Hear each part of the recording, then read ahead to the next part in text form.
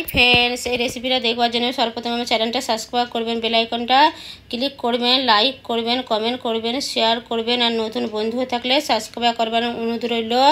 আজ আমি বানাবো পাবদা মাছের ঝোল আলু দিয়ে। রোজকার দুপুরে এই তৃপ্ত গরমে কম মশলা দিয়ে আর এই কালো জিরে দিয়ে আপনারা পাতলা ঝোল খুব সহজে বাড়িতে বানিয়ে নিতে পারেন।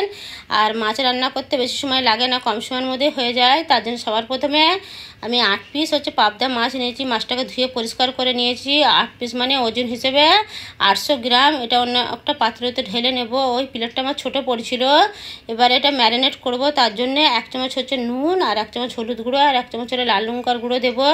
যেহেতু এটা সমুদ্র মাছ, আর নুনটা আপনারা বুঝে দিবেন। আর 1 চামচ সর্ষের তেল দেব। আর হাফ নেবুকে নিচড়ে দিয়ে দেবো। আর যেহেতু এই পাবদা মাছ খুব নরম হয় আর হালকা ভাজা হয়, কোনো আষ্টে গন্ধ থাকতে পারে, তার জন্য আমি নেবুর রসটা নিচড়ে দিয়ে দিচ্ছি। দিয়ে হাতে করে ভালো করে মাখিয়ে নেব। মাখিয়ে নিয়ে আমি 10 মিনিট রেস্টে রেখে দেবো, যেমন মশলাগুলো ভালো করে ঢুকে যায়। দেখো মাখিয়ে নিয়েছি, আমি রেখে দেবো 10 মিনিট। একটা মশলা তৈরি করে নেব।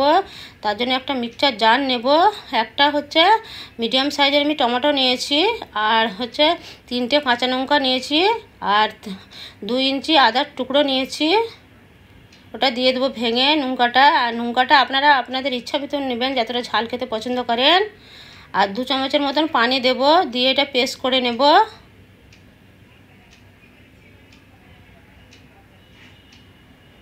দেখুন 10 মিনিট পর আমি কড়াতে 100 গ্রাম সরষের তেল নেব। তেলটা ভালো করে গরম করে নেব।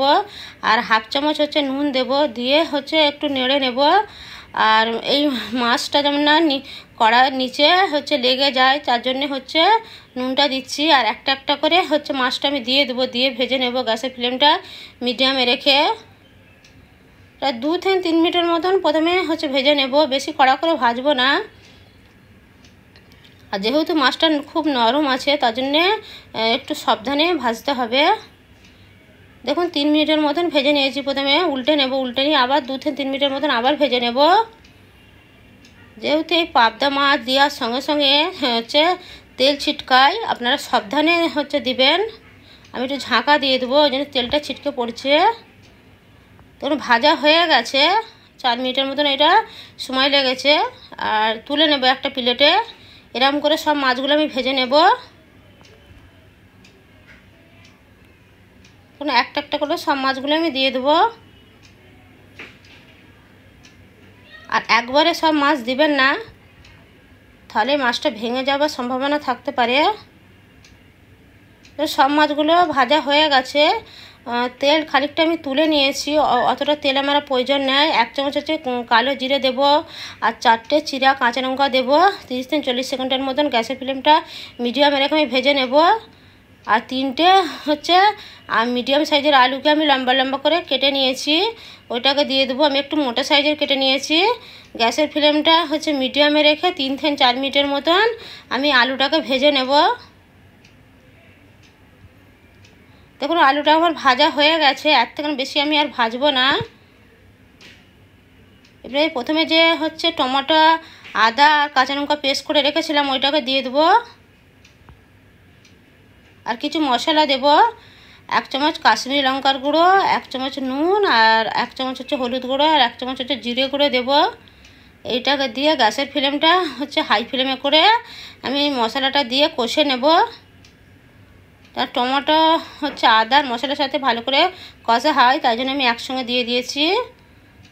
আর হাফ কাপের মতন পানি দেব। দিয়ে আবার 3 থেকে 4 মিনিটের মতন একটু কষে নেব গ্যাসের ফ্লেমটা হাই ফ্লেমে করে। দেখুন কষা হয়ে গেছে। 4 মিনিটের মতন আমি কষে নিয়েছি। কড়াইতে তেল ছেড়ে আসছে। 3 কাপের মতন পানি দেব। মেজারমেন্ট কাপের 3 কাপ। আপনারা যতটা ঝোল খেতে পছন্দ করেন ততটা পানি দিবেন। দিয়ে মিশিয়ে নেব।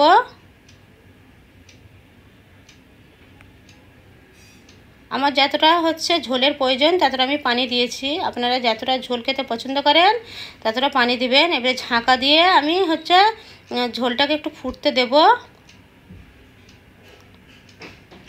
যখন ফুটতে শুরু করবে, গ্যাসের ফ্লেমটা আমি হাই ফ্লেমে করে রেখেছি, যখন ফুটতে শুরু করবে তখন একটা একটা করে পাবদা মাছগুলো দিয়ে দেবো, ভেজে রেখেছিলাম যে।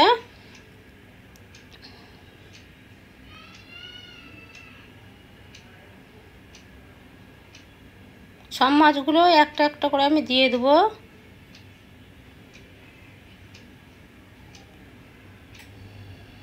এবারে ঢাকা দিয়ে আমি গ্যাসের ফ্লেমটা মিডিয়ামে রেখে 7 থেকে 8 মিনিটের মতন আমি একটু হচ্ছে মাছটাকে একটু রান্না হতে দেব। হালকা হাতে একটু নাড়তে হবে, মাছটা যেহেতু নরম আছে। আর 4টে হচ্ছে কাঁচা লঙ্কা দেবো, দিয়ে হচ্ছে ঢাকা দিয়ে দেবো।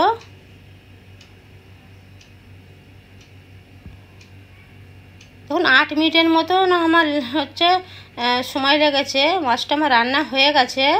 এবারে এই সময় আমি গ্যাসের ফ্লেমটা অফ করে দেবো। অফ করে দিয়ে 5 মিনিট আমি স্ট্যান্ডিং টাইমে রাখবো।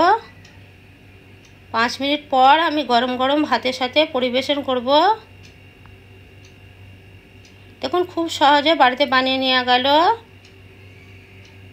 Thanks for watching.